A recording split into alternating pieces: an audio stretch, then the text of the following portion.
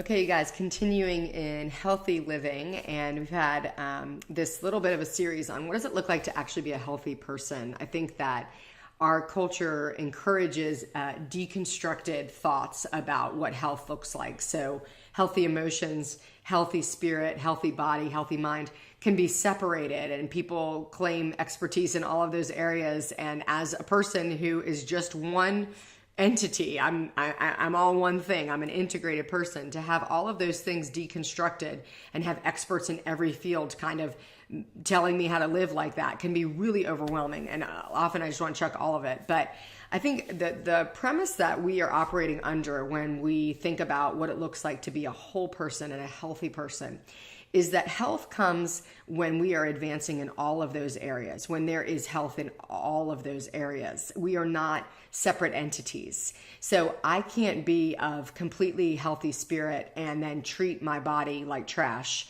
and be a healthy person. That's not how it works, because I'm an integrated person. All of these things feed one another. They're all part of one aspect of me. Now, are there times where stress can create problems or difficulties? Absolutely. But I'm kidding myself if I think that I can be super strong in one area and neglect the rest and actually be healthy. It won't produce health. Health is produced holistically, which means whole. And I love that the word for salvation actually means whole. So God gave us these bodies, He gave us minds, and He gave us emotions and spirit, and all of them work together to bring health. So we talked a little bit about healthy mind last time, and I just want to talk briefly about healthy body. There's a lot of people who talk about this.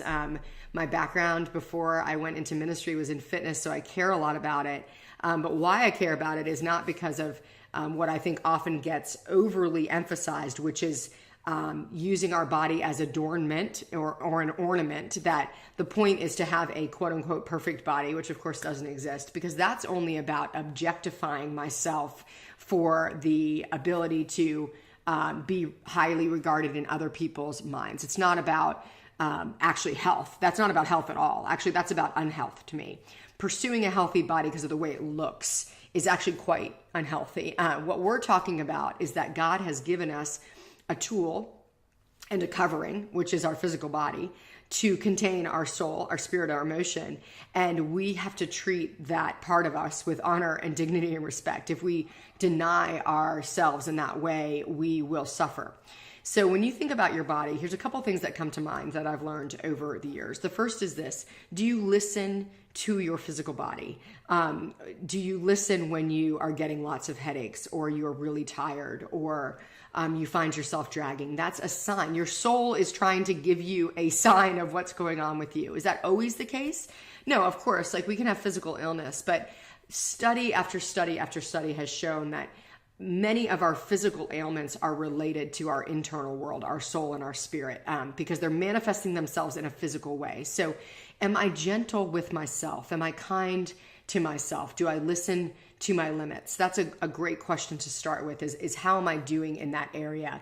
Do I tend to push through and just deny and not listen at all to what my body is trying to tell me? Or do I listen to it as a sign of what I need? I remember a long time ago, an author I love, her name is Carrie Kent. She's written great work, Carrie Wyatt Kent. She was teaching, and she sent us off to spend some time with the Lord and learn how to kind of rest and be quiet with God. And she said, hey, if you're a young mom here on this retreat and you go to spend time with God and be quiet and you fall asleep, maybe God wants you to have rest.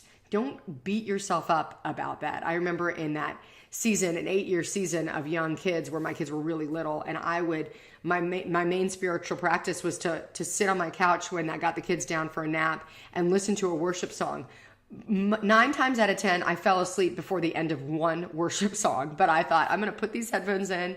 I'm going to listen to worship. I'm going to let my soul be ministered to in a way that I might not be able to fully understand, even if I fall asleep. And that was basically the content of my spiritual life for years outside of kind of trying to get to church. And I just share that because I think that sometimes we're so hard on ourselves about what each area of health needs to look like that we are paralyzed into doing nothing.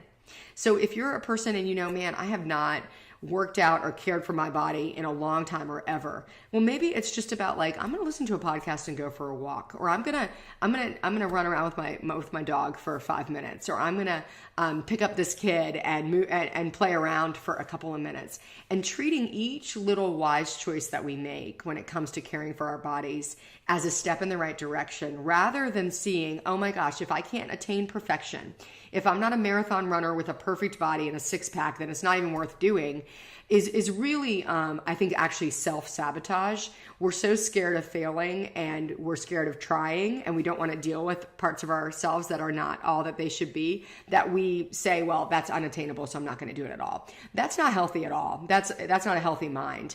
A healthy mind says, okay, you know what? I'm going to be gentle and compassionate with myself, and I'm going to take little steps in the right direction. And usually I find that means kind of two things, particularly for a busy person, which is, how am I doing on rest, and how am I doing on recreation, in the sense of like the kind of things that refuel me. So if I can get to the gym for 20 minutes, then I go for 20 minutes. If I can take a walk, then I take a walk. I make spaces where, even if I'm not doing the full thing, even if I'm not doing an hour and a half of fitness, I'm doing something. So rest and recreation in the spirit of taking care of our bodies is usually a great place to start. All right, y'all, we'll see you next time.